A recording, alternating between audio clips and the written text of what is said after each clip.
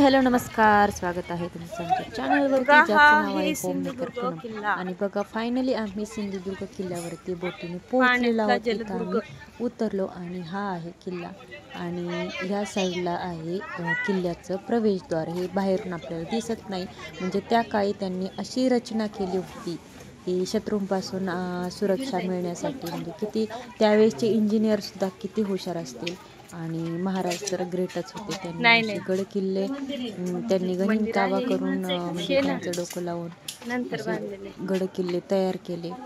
खरंच आपले छत्रपती शिवाजी महाराज खूप म्हणजे खूपच ग्रेट होते म्हणजे काय आहेतच.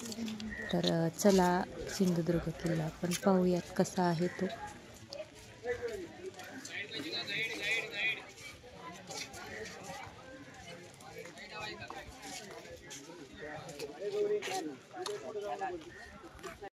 किल्ल्याची तडभिंत ही पूर्ण 3.5-4 किलोमीटरची तडभिंत आहे. तडभिंतीची उंची 30 ते 35 फूट आणि 7 ते 8 फूट रुंद आहे चालण्यासाठी. 25 नोव्हेंबर 1664 ला स्वतः छत्रपती शिवाजी महाराजांनी या किल्ल्याची पहिला दगड बसवला. किल्ला बांधायला सुरुवात झाली आणि 29 मार्च 1667 ला सिंधुदुर्ग किल्ला बांधून पूर्ण झाला.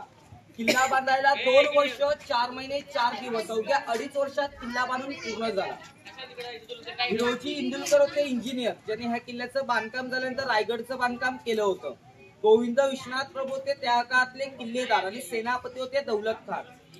छत्रपती शिवाजी महाराजांनी 6 जानेवारी 1664 ला सुरतेवर अटॅक केला. सुरत ही तेव्हाच्या काळात मोगलांची सर्वात श्रीमंत बाजारपेठ, त्यातून किल्ल्याचा सर्व खर्च भागवण्यात आला. किल्ल्याच्या बांधकामाला खर्च आलाय तेव्हाच्या काळात 1 कोटीपेक्षा सुवर्ण नाणी. राजांच्या काळामध्ये 2 नाणी असायची, एक म्हणजे शिवराई, ती पूर्ण तांब्याची असायची, आणि दुसरं नाणं म्हणजे होल, ते पूर्ण सोन्याचं असायचं. 2.75 ग्रॅमचं एक सोन्याचं नाणं होतं. तशा 1 कोटीपेक्षा सोन्याच्या नाणी लागलेत किल्ल्याच्या बांधकामाला. किल्ल्याला मेन दरवाजा एकच आहे. किल्ल्याचा दरवाजा बाहेरून दिसू नये किंवा तोफेचा मारा झाला तर दरवाजाच्या सुरक्षिततेसाठी इथे दगडी बुरुज बांधला, याला गहुमुखी बुरुज म्हटला जातो. पूर्वी शत्रू काय करायचे, दरवाजा तोडायला हत्ती किंवा लाकडी ओंडक्याचा वापर करायचे. त्यांना धावत यायला सरळ मार्ग पाहिजे, पण रस्ता कसा उजव्या साईडला टर्न दिला, इथे त्यांचं स्पीड कमी होतं, धडक कळू बसते, याचा उपयोग होत नाही. प्रत्येक अँगलने छोटे छोटे होल आहेत, तिकडनं बंदुकीचा किंवा बाणाचा मारा केला जायचा. शत्रूला इकडे चढवलं जायचं. तरी पण शत्रू दरवाजाच्या जवळ आला, कुऱ्हाडीचा किंवा भाल्याचा वापर करेल तर वरती 3 झरोके आहेत, वरून उकळतं तेल किंवा गरम पाणी वरून शत्रूला ठार मारलं जायचं. ही पूर्वीच्या काळातली टेक्निक आहे, गनिमी कावा, गोरिला ऑर टेक्निक, शक्तीपेक्षा युक्ती मोठी. किल्ल्याचा दरवाजा आहे तो सागाच्या लाकडापासून बनवलाय. मोठे 5 दगड लावून दरवाजा व्यापण्यात आलाय. सकाळी सूर्योदय झाला की दरवाजा उघडला, तो संध्याकाळी सूर्यास्ताला दरवाजा बंद करतात. ही पूर्वीची प्रथा अजूनपर्यंत चालवली जाते. दरवाजाला 357 वर्ष पूर्ण झाली आहे. इकडे गणपतीचं आणि दक्षिण मारुतीचं मंदिर आहे. आपले मावळे लढाईला जाताना शक्तीस्फूर्ती भेटावी म्हणून दक्षिण मारुतीचं मंदिर स्थापन केलंय. आतमध्ये महाद्वारचं ठिकाण आहे, गार्ड रूम, आपल्या मावळ्यांना विश्रांती करण्याचं ठिकाण. 2 बाजूला 2 रूम आहेत म्हणून देवड्या म्हणतात. 1 रूम असलेस तर देवडी.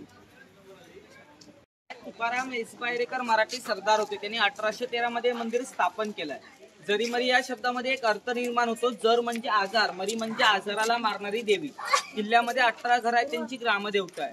वरती भगवा झेंडा आहे, तो नगारखाना आहे. शत्रू जर आले तर ढोल वाजून मावळ्यांना सावध करायचे आणि आपले राजे आले तर स्वागतासाठी नगारा वाजवला जायचा. हा किल्ला बांधून झाला त्यावेळी शिवाजी महाराजांनी सर्व मावळ्यांना बक्षिसं दिली. हिरोजी इंदुलकर होते इंजिनियर, तेव्हा त्यांना विचारलं तुम्हाला बक्षीस काय हवंय. हिरोजी इंदुलकरने सोनं चांदी काय घेतलं नाही. घेतला तो राजांचा उजव्या हाताचा आणि डावा पायाचा ठसा. कारण राजे घोड्यावर बसताना डाव पाय पुढे करायचे, उजातीत तलवार घ्यायचे, असे ठसे घेण्यात आले. चला चला पाय उचला, उमे चल. हा दिसत असत ते. त्यासाठी बरं म्हटले.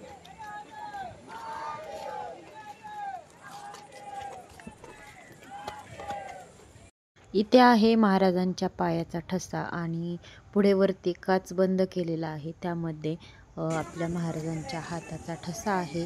हा आहे उजव्या हाताचा ठसा. सभामंडप बांधायला खर्च आलाय तेव्हाच्या काळात 3850 रुपये फक्त. आतमध्ये राजांची पालखी आहे. शिवाजी महाराज शंकराचे अवतार मानले जातात म्हणून दर सोमवारी राजांची पालखी असते मंदिरामध्ये. आतमध्ये राजांची मूर्ती पण आहे. शिवाजी महाराज वारल्यानंतर 15 वर्षांनी त्यांचे पुत्र राजाराम महाराजांनी ती मूर्ती स्थापन केली आहे 1695 साली. 2.5 फुटाची काळी पाषाणी मूर्ती आहे. हातामध्ये कडा, पायामध्ये तोडा, कमरेमध्ये चांदीचा पट्टा, डोक्यावर चंद्रकोर कोरलेली मूर्ती आहे. त्या मूर्तीची सकाळ संध्याकाळ 2 वेळा पूजा करतात. त्यावर वस्त्र, तोंडाला चांदीचा मुकुट, डोक्याला जिरे टोप आणि गळ्यामध्ये कवड्यांची माळ अशी मूर्ती सजवली जाते. राजांना सकाळ आणि रात्री 2 वेळा व्हेज जेवणाचा नैवेद्य दाखवला जातो. आतमध्ये एक तलवार आहे, ती जगदंबा तलवारची प्रतिकृती आहे. ओरिजिनल लंडनला आहे, त्याची प्रतिकृती मंदिरामध्ये आहे. सकाळी 6 वाजता आणि संध्याकाळी 7 वाजता नगारा वाजवतात, नववत करतात, राजांची नजर काढतात. सलामी दिली जाते.